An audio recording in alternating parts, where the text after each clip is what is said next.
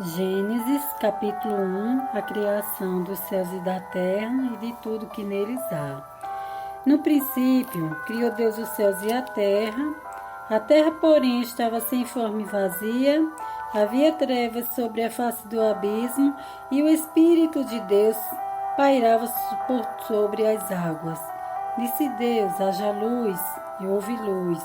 E viu Deus que a luz era boa, e fez separação entre a luz e as trevas. Chamou Deus a luz dia e as trevas noite. Houve tarde e manhã e o primeiro dia. E disse Deus: haja firmamento no meio das águas e separação entre águas e águas. Fez, pois, Deus o firmamento e separação entre as águas debaixo do firmamento e as águas sobre o firmamento, e assim se fez. E chamou Deus no firmamento céus, houve tarde e manhã, o segundo dia. Disse também Deus: ajuntem-se as águas debaixo dos céus num só lugar, e apareça a porção seca, e assim se fez. A porção seca chamou Deus terra, e o ajuntamento das águas mares, e viu Deus que isso era bom. E disse: produz a terra relva, ervas que deem semente, e árvores frutíferas que deem fruto segundo a sua espécie, cuja semente esteja nele sobre a terra, e assim se fez. A terra, pois, produziu relva, erva que davam semente segundo a sua espécie, e árvores que davam fruto, cuja semente estava nele, conforme a sua espécie. E viu Deus que isso era bom. Houve tarde e manhã, o terceiro dia. Disse também Deus: haja luzeiros no firmamento dos céus, para fazerem separação entre o dia e a noite, e sejam eles para sinais, para estações, para dias e anos. E sejam para luzeiros no firmamento dos céus, para alumiar a terra, e assim se fez. Fez Deus os dois grandes luzeiros, o maior para governar o dia e o menor para governar a noite.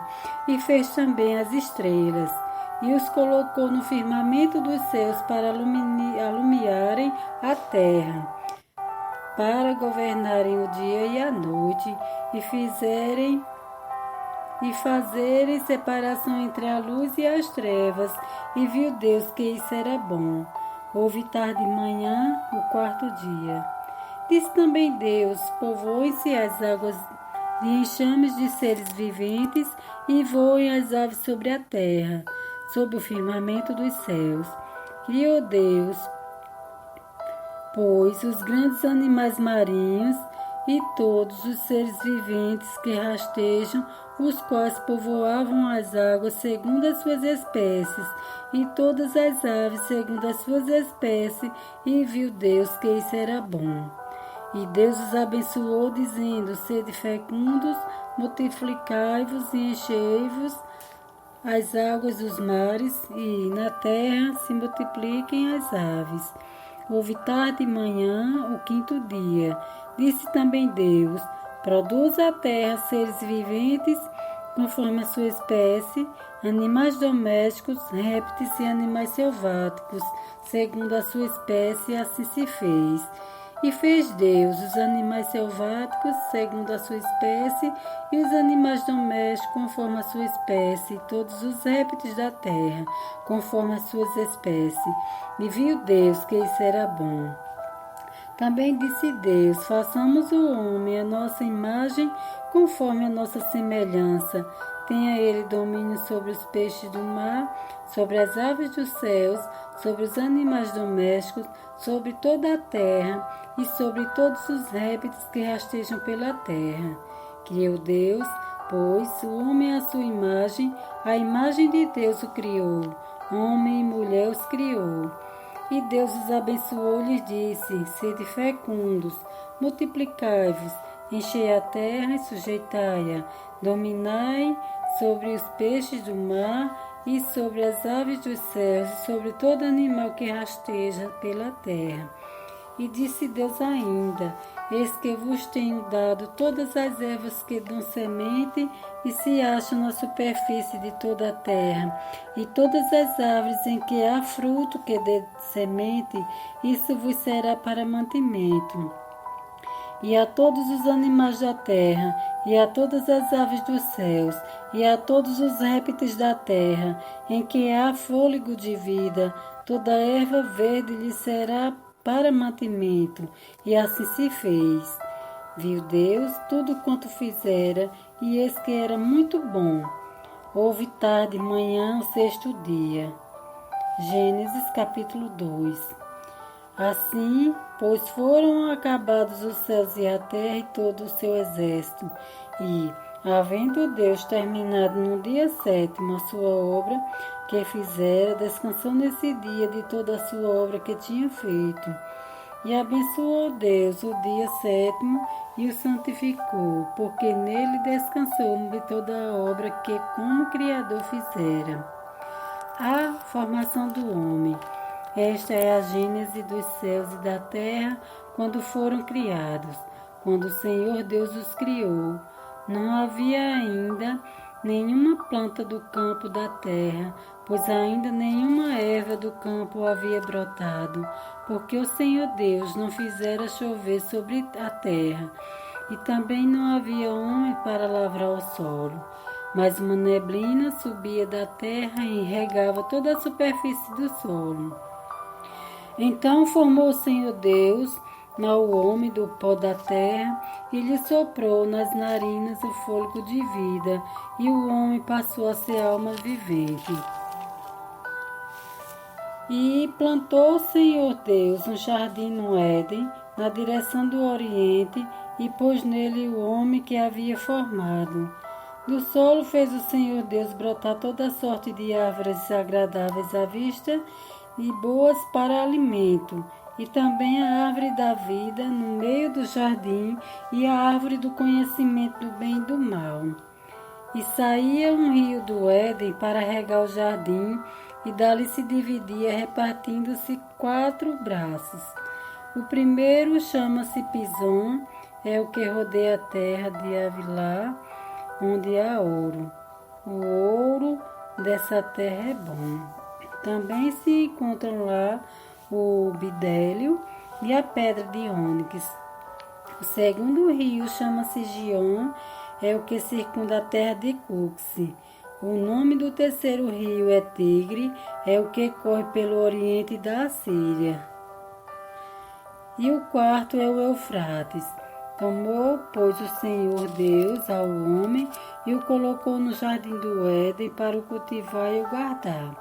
E o Senhor Deus lhe deu esta ordem: de toda a árvore do jardim comerás livremente, mas da árvore do conhecimento do bem e do mal não comerás, porque no dia em que dela comeres, certamente morrerás.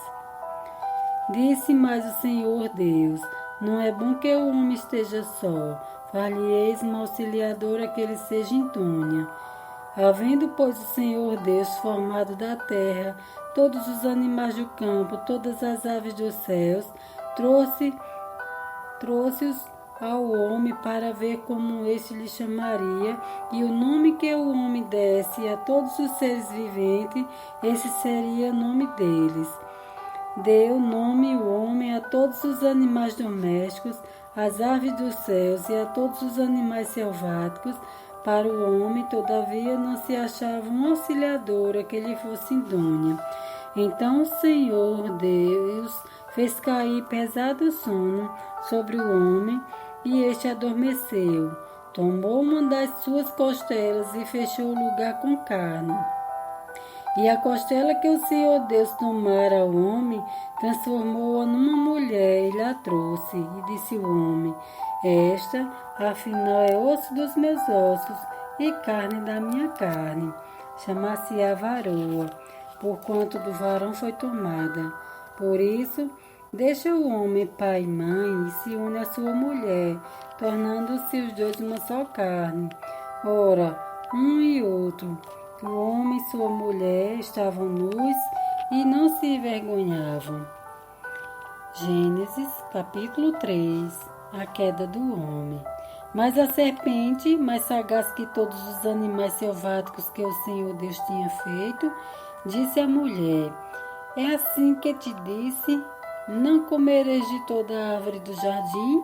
Respondeu-lhe a mulher: Do fruto das árvores do jardim podemos comer, mas do fruto da árvore que está no meio do jardim, disse Deus, dela não comereis, nem tocareis nele, para que não morrais.